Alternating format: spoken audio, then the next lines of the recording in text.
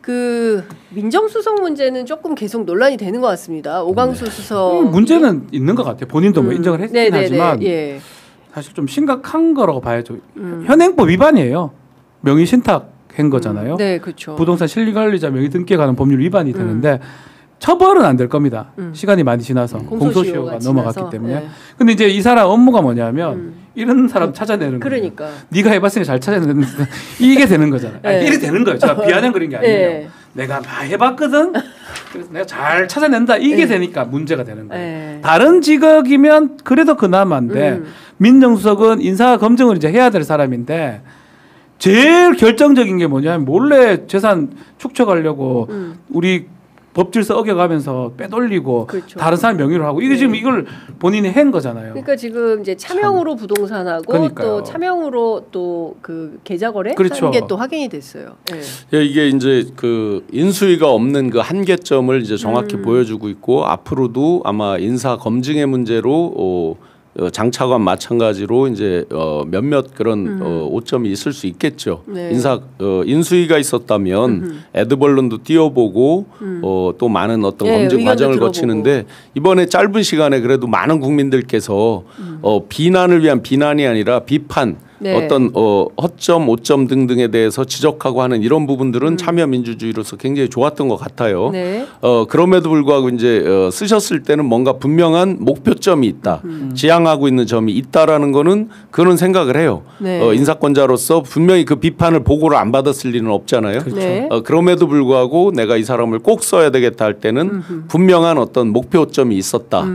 그 점이 무엇인지를 좀 밝혀주신다 그러면 네. 뭐 나머지 부분에 대해서 그리고 우리가 이제 인사검증에서 계속 왜 반복적으로 어느 정권이나 지적이 나오는 게 이게 능력을 검증하는 거냐 도덕성만 하는 거냐 창피를 주기 위한 거냐 뭐 여러 얘기들이 나오잖아요. 네. 그래서 그에 따른 어떤 지금 2025년에 맞는 새로운 기준은 분명히 만들어야 되겠다. 네. 어디까지 하자에 대해서는 우리가 예를 들어서 뭐 도덕적 윤리적인 거에 어디까지 하자에 대해서는 그까지는 넘어갈 수 있다라든지 이런 것들을 재정립해야 되겠다라는 생각은 듭니다. 그렇군요. 막 그래도 뭐 지금 상황에서 뭐 낙마하지는 않을 것 같아요. 지금 거론됐고 본인도 과실을 인정했고 대통령실에서도 특별한 얘기를 하지 않는 거 봤을 때는 뭐 그런 과오가 본인도 인정했기 때문에 그걸 극복해서 지금 말씀하신 것처럼 그 능력 발휘를 네. 하셔야죠. 근데 우리 착각하는 게 민정수석이라는 사람이 개혁을 하는 쪽은 아닙니다. 네. 사정 업무라고 그쵸, 보는 게 사정. 맞죠. 네. 그러니까 그 공직기관 기관들 네. 아니면 그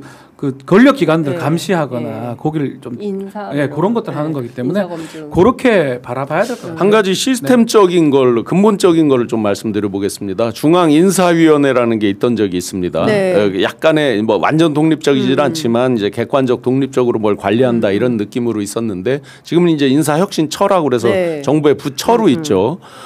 이게 정권이 바뀔 때마다 우리나라에서 1급 이상 관과 그리고 민간인까지 해서 약 2천여 명은 상시 관리 대상이고 국정원 같은 경우에 보통 인재풀을 넓혀서 2만여 명의 소위 말하는 존 안자료라고 그러죠. 네. 이런 것들을 시스템적으로 관리를 하고 있었습니다.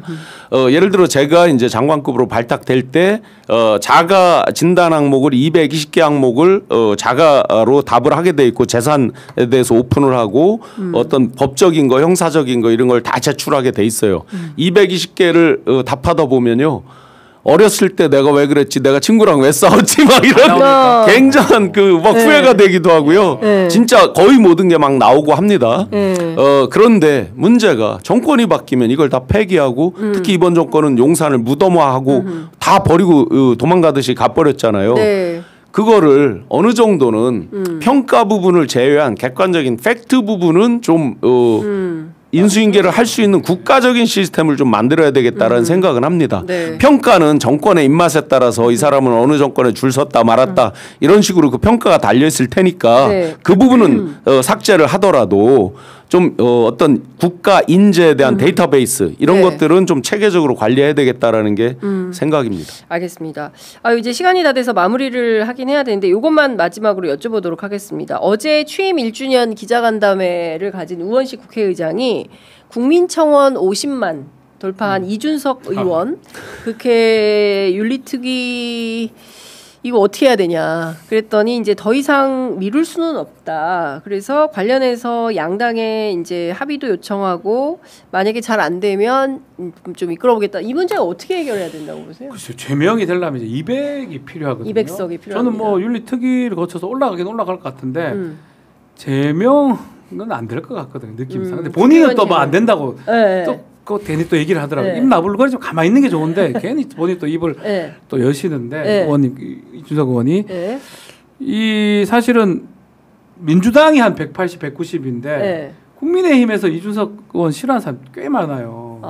그럼 넘어갈 수도 있어요. 아 근데 이게 감정으로 할까? 어떻게 근데 할까? 내용적으로도 봤어도 네. 제명도 할 수 있는 사안이죠. 근데 이게 너무 심각한 네. 발언을 했어요. 네. 내용적으로도 우선 이준석 의원이 저는 본인이 여러 가지 뭐 착각을 하든 본인이 이 과대하게 자기를 포장하고 하는 건 다 좋지만 YS랑 비유를 하고 네. 본인이 먼저 선수 쳐서 거기에 노무현 대통령까지를 언급하면서 쭉 역대 대통령들을 언급하면서 본인은 뭐 제명되더라도 어떡한다라고 선수를 친 적 있죠. 맞아요. 자, 어떤 정치인을 보고 예를 들어서 노무현 대통령이 떠오르느냐 이게 이미지가 매칭이 돼야 되는 거잖아요. 그러려면 그 사람이 살아온 인생 스토리와 어떤 트랙 레코드 이런 것들이 다 받쳐질 때 딱 이미지가 일체화되는 게 있는데 네. 이준석 의원을 보고 어디 YS가 떠오르고 어디 노무현 대통령이 떠오릅니까? 감이 어디다 대고 이런 거죠. 그렇죠. 이게 이제 완벽히 본인의 착각이자 물론 그건 정치적으로 선수 친 거죠 본인이. 그러니까 요령만 발달한 거죠. 자 그러면 저는 제가 감히 예단을 해본다면요. 의외로요. 지금 민주당에서 이준석 의원 제명 이야기하는 의원 있습니까?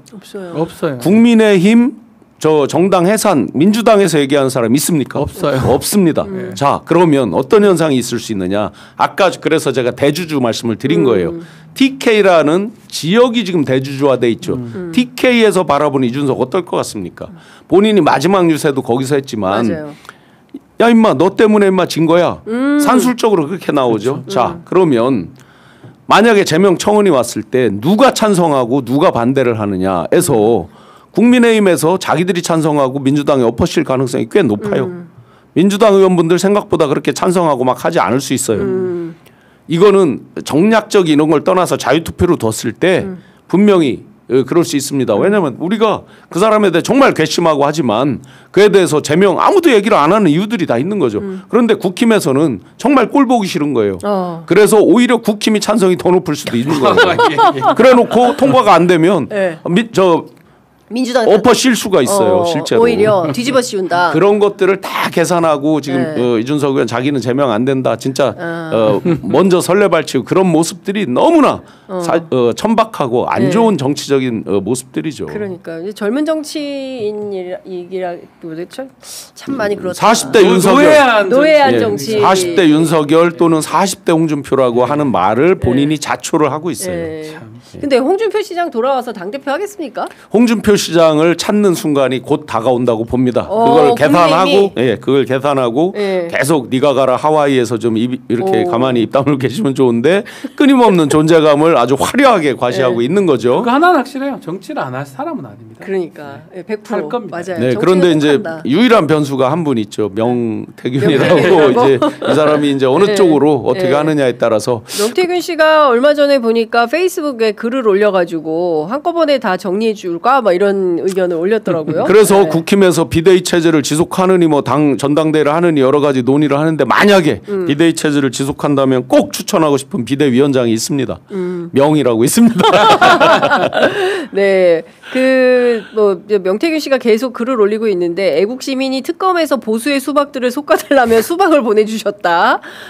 그리고 말 조심해라. 특검 때 오세훈, 이준석, 홍준표 등등 20-30명 다 때려 잡아 넣어줄까? 지금 아주 그게 특이한 대목이에요. 그동안 이준석은 언급하지 않았었거든요. 맞아요. 여기 지금 요번에 이준석을 넣었잖아요. 예, 국민의힘이고 개혁신당이고 모르면서 나에 대해 떠들지 마라 건방진. 네, 이게 바람이 이제 정말 갈 데가 뭐보다 빨리 눕는다고요. 지금 이제 어느 방향으로 검찰이 움직인다, 또 검찰이 어떻게 바뀐다 알고 있는 거죠. 명태균 씨가 그동안 오와 홍만 집중 공략을 했고 이는 진짜 한 번도 거의 뭐 건드린 적이 없었거든요. 예. 근데 이제 이 2까지 해서 20-30명 다 때려잡아 넣어줄까? 규모가 최소 20-30명은 된다라는 것을 예고한 겁니다. 개봉 박두네요. 여하튼 다음 주부터 특검이 본격화 재밌을 겁니다. 될 거기 때문에 얼마나 많은 특종들이 쏟아질지 브리핑. 벌써부터 기대가 큽니다. 자, 취재 편의점도 열심히 현장을 달려서 취재해서 여러분들께 샅샅이 취재해서 깔끔하게 보도해드리도록 하겠습니다. 아직 구독하지 않으셨다면 구독, 좋아요, 알림 설정으로 여러분들 저희들에게 큰 힘 도와주시면 좋을 것 같습니다. 자, 오늘 두 분 말씀은 여기까지 듣겠습니다. 고맙습니다. 다 먹고 가도 되죠? 아유, 그럼요. 예.